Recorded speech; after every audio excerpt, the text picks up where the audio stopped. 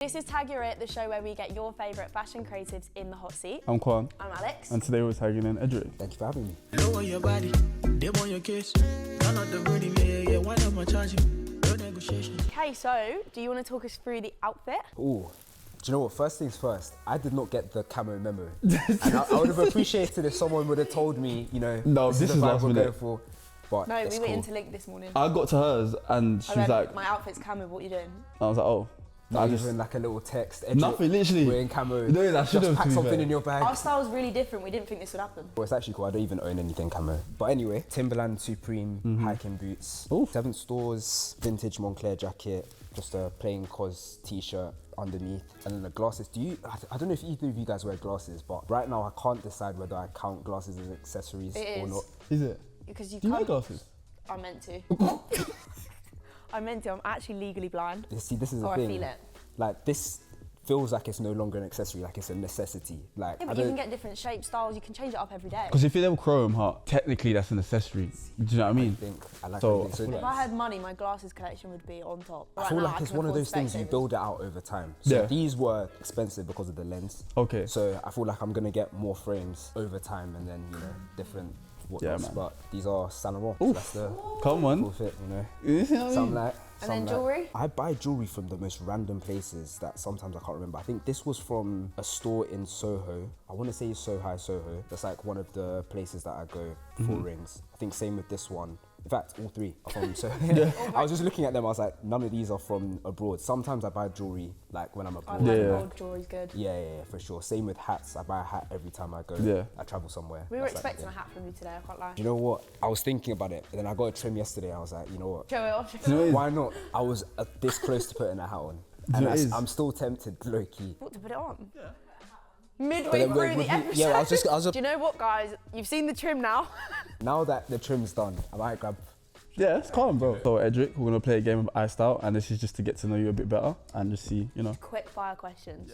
Okay. I'm excited for these ones. What's one item you own that is you to a T? These glasses because I feel like from the exterior it's like a bold kind of like nice frame, but then if anyone else was to look through them, like they would just see chaos. And I feel like me, Yes. there's so many Very layers, inspirational. but I hear it. there's so many layers beneath what you might see on the exterior. Yeah. 3 words that describe you best. Observant, I'll go tasteful. I like to think I have good taste. Yes.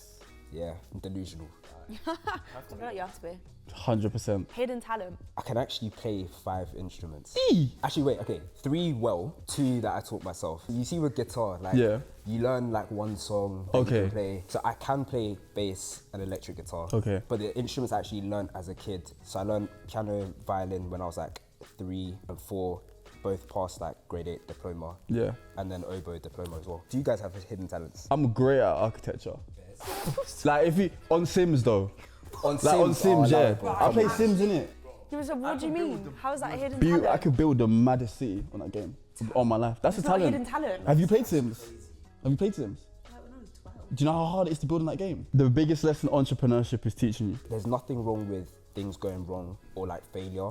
It's just the speed at which you learn from them and like act and adapt. Yeah. I think that's all it is. What's the last thing that genuinely inspired you? Good question. I feel like I get inspired by a lot of people around me and a lot of things. I'd say one thing that probably sticks out to me as of recent was my mum qualifying as a counsellor. Cold. And the reason being that she sacrificed like her whole life for me and my brother, like growing up, like driving us to all of these Yeah. different like trainings and whatnot. I think it's only now that I realized that she had like dreams of her own and whatnot. Seeing her even at this stage still feeling like, oh, like there's still more for me to learn, more for me to do. It just made me think like there's always more for me to learn. Always, it's never too late to do anything Yeah. type of thing. So yeah, I feel like that. If your life was a movie, what would it be called? Random title that comes to mind right now is Beneath the Surface, I guess.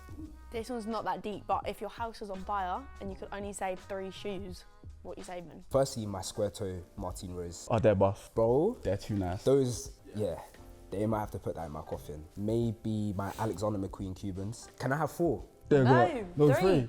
I can only have 3. 3. It's between these and I also have Supreme Nike like clogs. They're them. No, but you have to understand. You see when like you travel and you want sliders, Yeah. stuff that you can Okay, just fair like enough. even around the house or whatever. And then 1 word for your next chapter. I don't want to be too deep, but I'm gonna say sacrifice. That nicely brings us into the next round, which we're going to go a bit more deeper into your journey, the industry, what you've learned, your journey. Did I already say journey? Yes, you did, but it's fine. That's okay. First, before we get into that, we need you to make a statement. Not everybody should post on social media. Let's unpack that now. Who, when you are saying everybody, what do you mean? Like people who can't dress? I thought, no, that's not like, I think from that perspective, anyone can post on social media. I think my thing is more, I think a lot of people post because we're in a generation that's just seen as the norm. I've kind of learned that the only way you get something out of social media is if you actually have a reason why you're posting, if you have a purpose for how you're using it. Like, I think there's documenting like memories and whatnot in the way that it always used to be.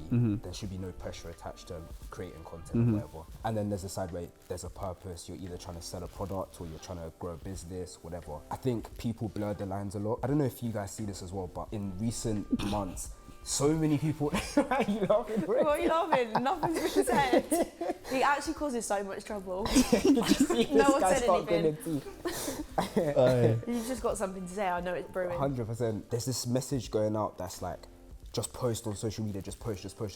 And it's like, why? I don't think everyone needs to put themselves under that pressure to post, number one. And number two, there is so much that comes with posting on social media that people do not think about. Like, I think because of how I started kind of by accident, the level of hyper visibility that you kind of can get in such a short space of time that you don't realize until you step outside. Like, some people will not be built. I wasn't built to deal with that like, at first, you know what I mean? And that can really either make or break you. So I think people need to think twice before they think, okay, let me post on social media. Like, it's fine to have an account just for keeping memories, whatever, It was during COVID, like I feel like so many people had nothing to do but post on social media because we didn't have a world outside of that for a long time. But like everyone's then like either blown up through COVID and stuff like that, and now they're just like, well, what do I do? Like, I blew up from my bedroom, and now it's like that content doesn't bang anymore. Do you feel like it's a generational thing though? 100%. I feel like before with businesses, you always got told like you could come out wanting to start a business, and you'd be like, oh, uni never taught me how to do that.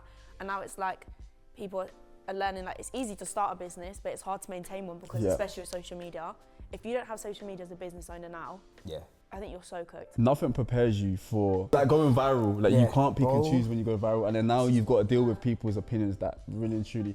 Like, I see some comments here, and I'm just like, bro, I'm banned on TikTok, innit? He honestly is a comment warrior. As in like TikTok, they banned my account. You can't use I've got a private account, but I can't use my main account. Because my thing is like, I was just rage baiting comments, innit? But people be taking what I'm saying so seriously. But I'll get essays, and I'll get essays and stuff in my DMs and stuff. But then also, if I was someone that posted consistently on TikTok, it's like, you can just post a normal video of your friends. Someone's gonna come have an opinion about how you're walking, what you said. And it's just like, bro, like, in your head, you're like, I don't care, but you know, you have to respond in a way that's measured and stuff like that. And it's just like, 9 times out of 10, these people are not gonna say it to your face anyway. You said you started accidentally, the whole content creation. You went to uni in 2020. Yeah. 2020, and you study what? Population health sciences. So it's like data science, epidemiology, global big healthcare. word. So it's basically anything to do with humans in society and science and That's life. Like kind of their behaviours and stuff. exactly. Amazing. And then you did content as a side, and then it started blowing up on TikTok. The blowing up on TikTok happened just before I started uni. So how I actually started on TikTok was my A-level year was the year that we went into lockdown. So we didn't write our A-level exams. Me and my group of friends in sixth form were just all like, well, we have nothing to do. We're in the middle of our mock exams. So let's just all start posting and see who blows up the fastest. That's cold. But obviously, because we're all posting like 3, 4, 5 times a day to try and blow up during lockdown, we all blew up.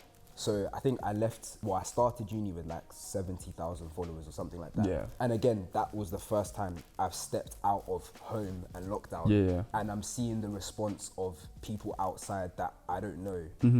It's crazy. Mad. Yeah. But yeah, that's how it's. What are you doing in lockdown? I was trying to get as many keepy ups as possible in my garden. With the tissue paper? No, with an actual football. What was it? Because there was that trend as well. I remember that trend. I tried to get like 30 to 40. That's decent, you know. Well, I was in the garden 5 hours a day. You had all the Nothing time else in the to do. world, yeah. If you asked me to do one now, couldn't for the life of me. You're not? No. It's been 6 years to me. It's been a minute, you know. Oh man, lockdown was mad. I was staying up till 5 a.m. to watch. Remember when Travis Scott came out on Fortnite? Yes. Stayed up for that, you know. That was the coldest night ever. What? Warzone, Fortnite, FIFA. Warzone, Fortnite, FIFA. Throwing a bit of NBA 2K. That's a good day. Good day. It's a great day. So how did your journey into modelling start after? Because you said you kind of did it with content creation a little bit. I think recently you posted a lot with Adidas, so. Yeah, you did a thing with Adidas, right? Oh, the Superstar. Yeah. That was an event. Oh, okay. So they just had like a photography like section of the event. Okay.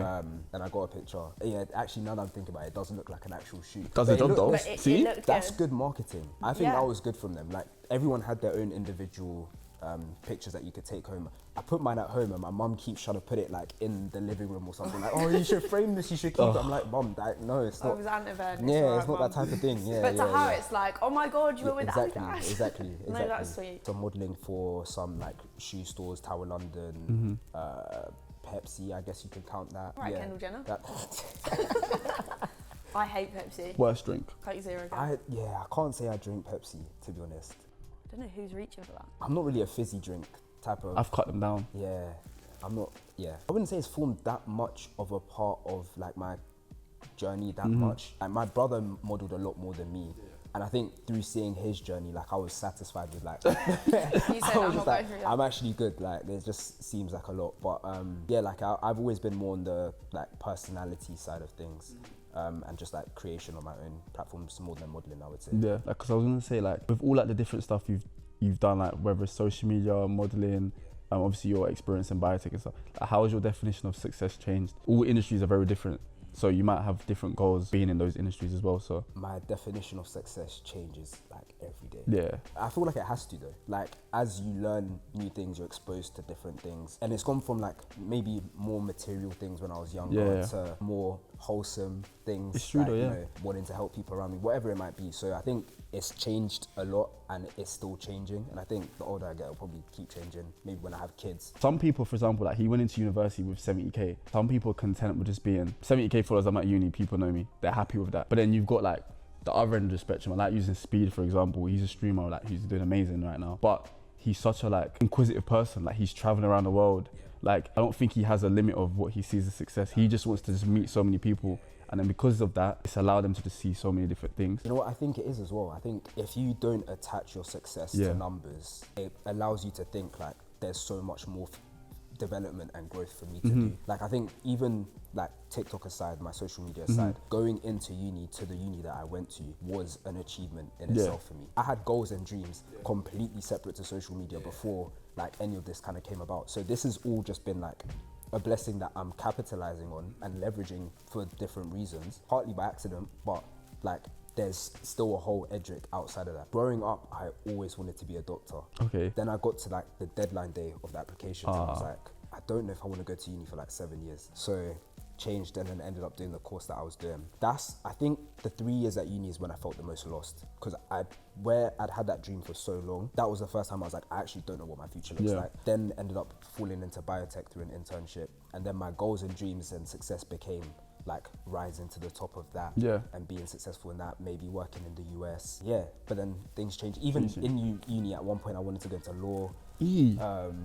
Commercial real estate. Like I was just but I just had a ton of interest. I think there's always like so many options out there career-wise that I've even like since I was young, I literally every other year I would change what I wanted to do. Like 1 year I was set on I wanted to be an actress, and my mum was like, oh, God. I can see it though, low key. I'd honestly love to, but you know when people are like, oh, just give it a go. Like there was the show last year that was on Netflix. He was like an 11-year-old, 12-year-old boy, and he was literally pulled out of a council estate, never did acting. And he won like an Oscar and Emmy. Adolescence. There you go. But it's like you can just learn. Like I feel like certain people's personalities can just. I feel like I would need training. You think so? I think you'd be good. I think you'd be good at improv. Improv is great, but then if you told me to read a script and act a certain way, like if it wasn't, because you know, like some actors have like movies that they basically play themselves in. Kevin Hart, Dwayne Johnson, like they play themselves in every movie they're in. Anyway. But do you know what? I think in that like the film and acting world, the most respected and highest rated actors were always like theatre trained and like very like traditionally trained. So there's definitely something to be said for like what you get out of that type of training. Like it's never too late. Because Denzel Washington, I think he was doing theatre for years. Like 5, 6 he is probably one of my top 3 actors. Because you see with theatre, it's like you're thrown to the wolves. like people sitting there and you can see their the reaction. stuff they make you do in those Yeah, classes. see? So I did drama for like 2-3 years. Yeah. And I was like, this is not a bit of me. I've seen that on your Instagram, you've worked on like a couple global campaigns through Biotech. Like, how has like working internationally changed your perspective on everything? Just the different cultures. You see there's just so much outside of the bubble that you know and you grow up in, right? But the US specifically, I think changed the most for me. New York in particular, it's a huge country. Yeah. And the opportunity and the mindset there is just so different to the UK in the way that they approach business, failure, people trying things. Like, it's just so much more go get it, try it. If it doesn't work, so what? Yeah. Here's very conservative, what if, you know, maybe think about, whereas there it's like try it first. If it doesn't work out, you know, what's there to lose? I feel like, I know it's just like one area of a thing, but even with like fashion, when you watch people's reactions on like crazy outfits or something in New York, whatever the generation, they're all reacting the same, like, whoa, that's sick. Like, there's older generation like complimenting younger people. You see the same thing in London. They're giving you like the dirtiest looks, side eyes, but you can't go anywhere. The more they judge you, they actually like what you're wearing. In London, I think London is one of them things that's like, if they don't really care that much, they won't really say nothing. Most people, they'll just brush you. I feel Do like you know what I mean? if you're in London and you don't get any reaction out of how you dress, maybe that's a sign that like you're, maybe.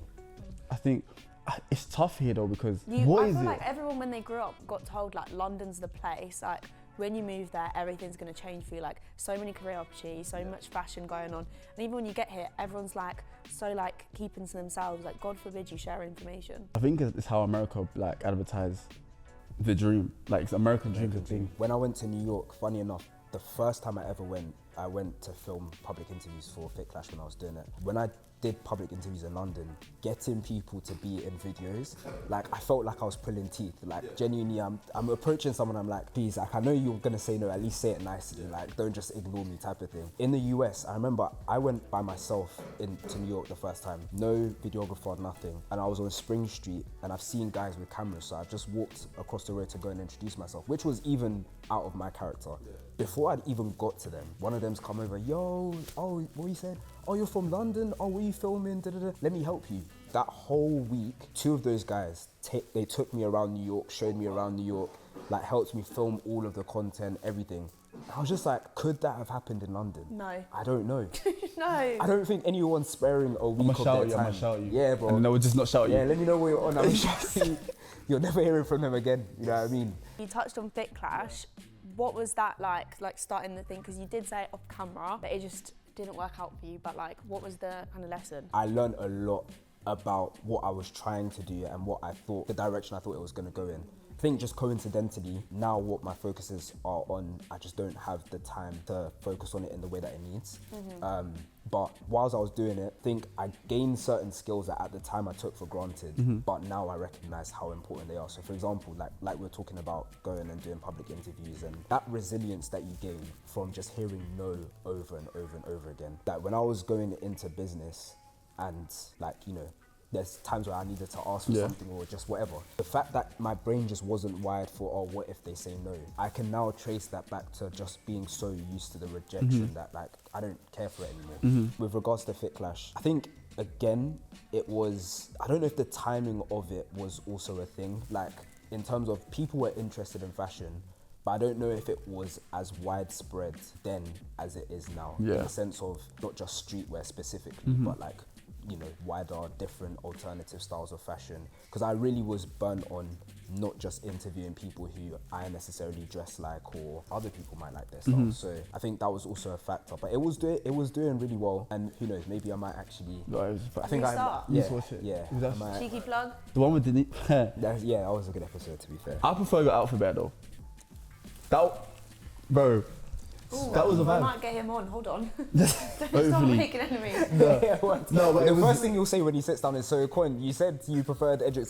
Yeah, that's what you'll say. That's going to be a statement. I think for me as well, like growing up, because I watched PAQ in it, and everyone knows how influential they were, and to me personally, they were one of the reasons as to why I wanted to start something similar to this. It just made fashion and just lifestyle fun. It wasn't serious. Bro, I think it's just because we're getting older. This is people's livelihoods now. Yeah. Like, they're going to an event and it's like, I need to connect with people here, because if I don't and I leave, I might not get a job next month. Yeah. You know, so I think there's more at stake now than there was when we were younger. It's true. You mentioned, you know, being able to like communicate with people and how Fake Clash helped, and now you've got like a new business venture.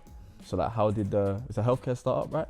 How did that like come around and stuff? So it was basically like a perfect crossover between my background in the two roles that I was in. So I was on one hand working in biotech, in digital communications, and then I was also still doing content creation outside of it. Every meeting I was in biotech and every conference that we went to or whatever, it was just always, we want to work with healthcare influencers, healthcare professionals, you know, doctors, etc., patient advocates who are out there creating content, like have built these audiences. You just don't know where to find them, how to find them. And I spent so much time just thinking like, why is it so difficult in this industry where in fashion or in lifestyle, whatever, it's just happening. Brands are finding us to work with, type of thing. And there's reasons for it. Like there's a lot of compliance and a lot of complexity when it comes to like the regulation, etc. But there's no reason why it can't happen, and we're doing it now, type of thing. So yeah, that's pretty much how the idea came about. And then I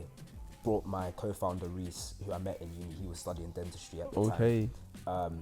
On board right from day one, and then it was just every evening, every weekend, for about 7 or so months until I went full time on it. Do you think it's more of like people are just not educated on the subject enough as well? Yes, I think there is a knowledge gap in terms of the healthcare industry. Yeah, there's definitely a knowledge gap, and I don't think it's anyone's fault. I think it's just you have to be I think I was in such a weirdly unique position to spot that opportunity, in the sense that how many people are in the healthcare industry, especially at like the decision maker level, that would be content creators or signed to an agency or have a knowledge of how that system works. Like, there's so few people, right? I think our generation in general, like, they're taking their health so seriously now. People are running now, going gym, people are eating right.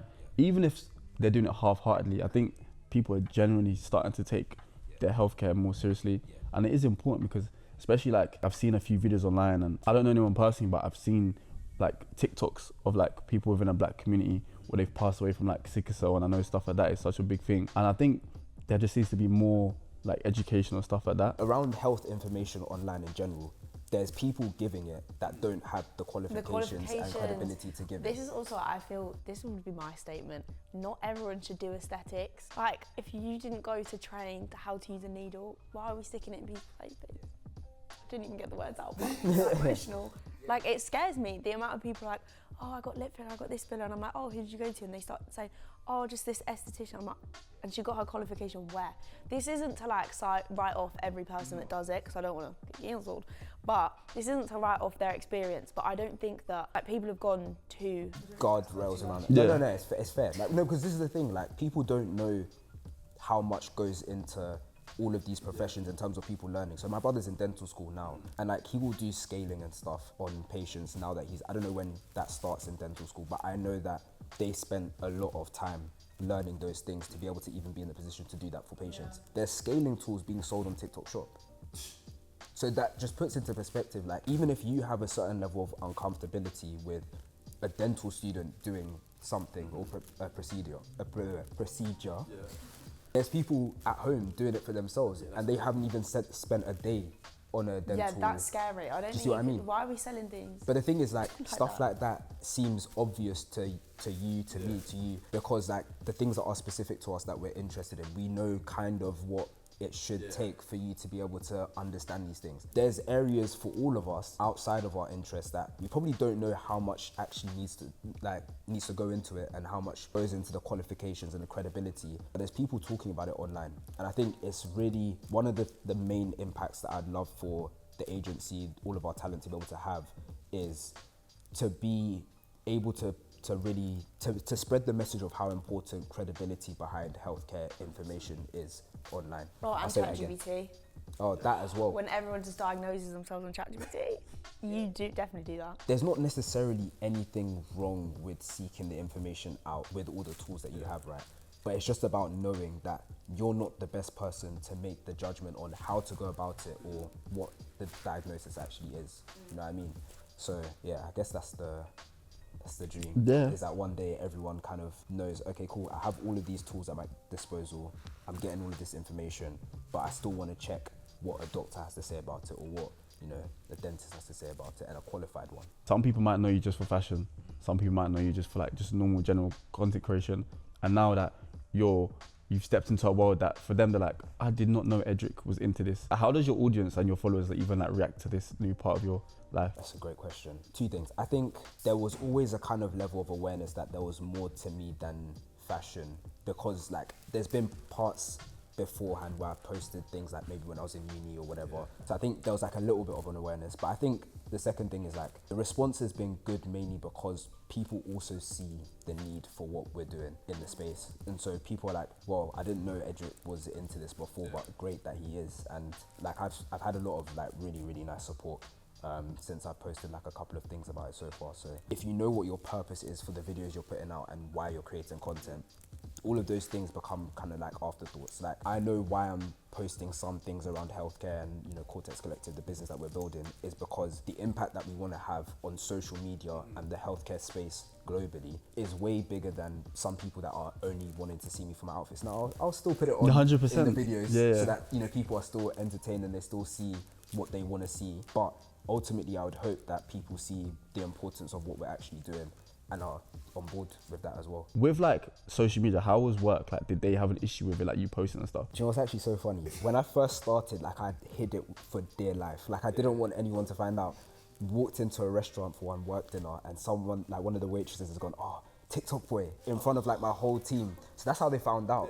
And it ended up being the biggest blessing because that's what got my internship extended in the first place. Okay. Because people really embraced it and it actually ended up being kind of what made me stand out in my office that I never ever would have seen before. So I learned even through that it wasn't something to be ashamed of, but it was something to actually like use to my advantage. So at work, I think it ended up being something that people kind of wanted to see my insights on different projects and things that they were working on. It probably applies to a lot of different industries. For people that are in, I don't know, finance, that are posting on social media, there's probably opportunities there that they might not have seen. It was really interesting to understand your journey and like learn about from when you came from and to where you are now. But is there any part of your journey you're still discovering, and like if there's any advice you can give someone that's still torn between what they want to do, what would it be? From a fashion perspective, I'm still discovering my taste. I think my style has evolved like a lot over the years as I've got older. Like I feel like I'm very minimal now. I was very heavy into streetwear before, so that's kind of evolving and changing, and I'm okay with it, to be honest. Like that makes sense. And then I think from like a more general perspective, I think like I'm just, and to kind of touch on the advice I would give, I'm just open-minded to any kind of growth and evolution as I go through these different journeys and I'm exposed to different countries and people and, you know, experiences. Like I think just staying open-minded and embracing change is so important. So right, to wrap up, we're going to play a game of tag, and this is where it's house versus guest. The goal is to answer the most questions correctly to stack points for the leaderboard. If a question is moving too mad and you don't know the answer, you can tag the other team, but if they get it right, they steal your point. If they flop it, you get the point. Since you're the guest, you'll get 2 tags, one for us and one for a phone a friend, and then we just get one. As tradition, would you like to go first, or do you want us to? I'll go first. I love when they do this. Oh, pressure. Right. I feel like that was a bad choice and I don't even know. You don't even know the questions. Every time we've gone first, we've won. Every time we've gone second, we've lost. Yeah. So up to you. Which singer founded the beauty brand Fenty? Rihanna. I could have got that. Wait, you guys can confer. We can confer, but we can still be wrong, and that's more embarrassing, I think. That is true. Hence why you get 2 tags. Yeah, there's more at stake for you guys. Yeah, this looks embarrassing. 2 people, 2 brains got together. What fashion app became famous for haul videos and ultra-fast fashion trends? Surely TikTok. Fashion app. No, I have one in my mind. Just speak it with me. Stop. I think you should just saying answer, them. to be honest. Say it. Depop. It's got to be Depop. Fashion hauls though. Yeah, people do hauls Video. and stuff. Yeah, they People do. post That's how it was Why are you originally. helping us? But that's what it was originally. Oh, I Yeah. don't know. Yeah. So go for it. Depop. Shein. Shein. Swear. Is it? People do hauls on sheet. Oh, what? As in people It do. became famous for haul videos. Oh. Oh. What are you looking at me? I've never said anything about Depop. You 2 are here like conferring. Do you want to switch teams? No, but you could at least help. I didn't know. I said TikTok. Closer. Yes. Which artist released the 2022 album Renaissance? Beyonce. So easy. Stop swearing. Oh, sorry. What social media platform helped launch many modern modelling careers through viral fashion content? Say Instagram and TikTok. Modelling. Short Instagram. TikTok. Oh, you're bloody kidding me. Nah, TikTok, to be fair. The amount of people that went viral off that was crazy. You should have corrected me then. Because I didn't want to interject. Close though, close. Which luxury brand appointed Pharrell Williams as a man's creative director in 2023? Louis Vuitton. Fuck. Why don't we get these types of questions? This We're is just getting dark. apps. We Guys, don't know what's going anything on? about apps. Guys. We need to get one. Which pop star is known for the fashion line Ivy Park? Ooh, wait. Ivy Park. I know the brand as well, but I don't. I think I know this. Oh, we're not tagging you then. Influencer. No, it's not. She's an actual A-list celeb. The only person I've got in my mind because of the name Ivy, I'm thinking Ivy Blue, I'm thinking Beyonce, but no, it's not her. Alex, don't jump at that. No, I won't. Oh my God. Oh, you're going to tell me and I'm going to be really annoyed. I wouldn't know. I'll be sorry. Okay, we'll tag you. Beyonce? It is Beyonce. Oh my God. You said it and I was like, I need to throw it off somehow. That's dark, I can't lie. Come on, guys, like. Oh, I think that might be the most aura loss I've ever seen in life. I just want to confirm, like, are we competing? Yeah. Oh, we are? Oh, okay. I just wanted to check. So Edric's smashing us right now. 4-0. Yeah, I was... What one-word fashion aesthetic became popular online featuring monochrome and luxury minimalism? Monochrome and minimalist, did you say? What would it be? What would it be? Stop looking at me. I'm thinking. I don't know the answer. I feel like I should know this, but I'll tag you guys. Do you know the answer? Best thing. Oh, you're thinking now? Oh, great, yeah. Thanks for that. You saw it as well. One word that became what? Popular in fashion. One-word fashion aesthetic that became popular online featuring monochrome luxury and minimalism. Monochrome luxury. Well, think, what's an aesthetic in fashion? One word. There's streetwear. Just wait. No, I'm just wait. Help me. There's streetwear. There's You've got nothing to lose. You've got 0 points. Like, just do your thing. And you said it can kind of be hyphenated, so I'm going to go streetwear. No. Thank God. What is that? Quiet luxury is one word. I said it could be hyphenated. That's two, very much 2 words. B-A-R, B-A-R. That's tough. Yeah, we got smashed. On no planet is quiet luxury one word. Hey, I'll take the point though. Which model and founder launched the skincare brand Rhode in 2022? Hailey Biebs. Sorry, Hailey Bieber. Hailey Biebs. Hailey Biebs, my girl. We got one. Yay. Easy. Which artist headlined the 2024 Coachella alongside Doja Cat and Tyler the Creator? Oh my gosh. Doja Cat, Tyler the Creator. I'll tag you guys. You can't. You wasted our time. You can phone someone in your phone though. I'm trying to think Coachella. Who do I know that would know this though? The only person I know that I feel like might know this is Shantae, my friend Shantae, so I'm gonna call her. Random question.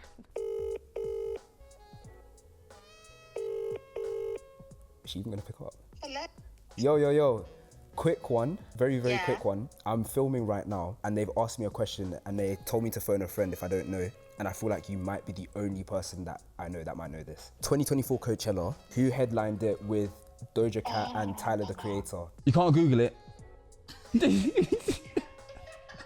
Oh no. Shantae, man, I thought you would be the only person that would know this. Oh, wait. No. I Don't know? No. 2024, that's so forever ago. I actually thought you would know I'm this, you know, sorry. that's cool. I might have to guess. That's cool. Yeah. Thank you anyway. Hope you're good. Sorry. No stress. Leave it to him. Bye. I have someone in mind, but I'd obviously use them. I can still guess, no? Okay, cool. I'm gonna guess Beyonce again. Nah. Oh, I was never. I was gonna say Ice Spice because it's 2024. I thought she was just Lana. Lana, our girl Lana. What gene editing technology became a major biotech breakthrough after 2010? Yeah, see, Yo, prick for that. you know. I think so. We can't even tag him, we've used our tag. So the name of the thing. Do I get a bonus point if I can answer this? Well, we're gonna lose anyway, but Yeah, just for just for the Steve's, bands, literally. he's already won, but I just wanna know if he would know, so go. I could be wrong, but is it CRISPR? Yes, CRISPR. He doesn't get a point for that, but I just... Wait, why not? Surely. You know he's just got to get a point. So what's CRISPR? It's just a type of gene editing, basically. I think it What's removes a editing? section of your DNA and basically can replace it with, you might have to do your searches, please, but you can replace it with correct sequencing of DNA. Oh no, I've heard about this. I just didn't know the name of You it. can change basically. They made a movie about this. You can edit DNA. That eye colour and all these things. I think so. It can be. I think That's it can be scary, something like that, but Anyway, we've Was it Whisper? did we win? Whisper, you know. Score, because I think we should award him the point for Chris. I think so. That's cold that he knows that. 6-1. Dark. 6-1. Wow. Thank you for coming on. Is there anyone that you would like to see tagged next? I'm tagging Denisio because I feel like obviously everyone knows him for his style, but I've had conversations with him where I know he's got a lot that has fed into his style, travelled a lot in recent years. So I think there's a lot of interesting things to unpack in his story, and I think it'd be a really good conversation. So yeah.